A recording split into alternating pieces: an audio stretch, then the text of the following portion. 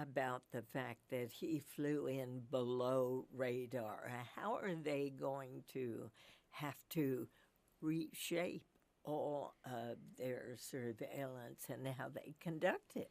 Yeah, there's actually an extensive web of federal agencies that cooperate on the security of airspace in Washington, D.C. You know, the president had just left the White House aboard Marine One, so they had come slightly down from their heightened state of alert.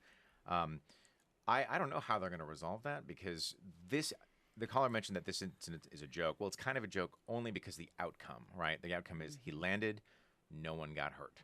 So that takes a lot of, there's sort of a collective The sigh of tension out of there's a collective sigh of relief that sometimes manifests as humor. All I could think of was I don't remember his name, the guy who flew the plane into the White House in the Clinton era. Mm-hmm. We've seen this happen before. After 9/11, as I mentioned before, they posted these really very impressive looking surface-to-air missile batteries around Washington D.C. at major spots. I don't know how they're going to resolve this.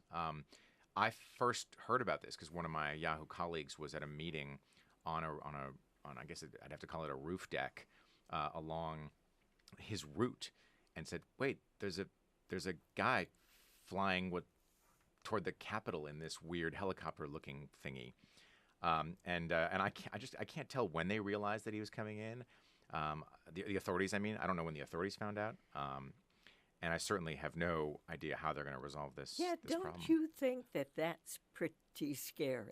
I do, and I think it's worth remembering how difficult the job is for law enforcement, Secret Service, in making decisions on how to act in that situation. Remember how much criticism the Secret Service got when the guy jumped over the fence and ran into the White House? Of course. They could have shot that guy as he ran across the yard. They could have loosed their dogs. They probably should have done that.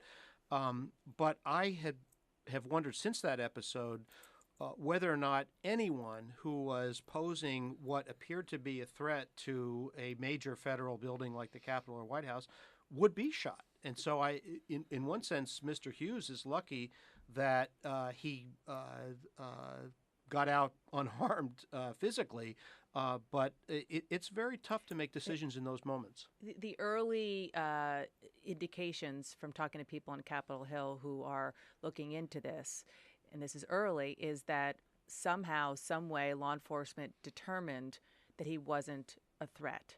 Now, how they could have determined that, I have no idea. It's not. He have been carrying he a could bomb have been of a some bomb, sort.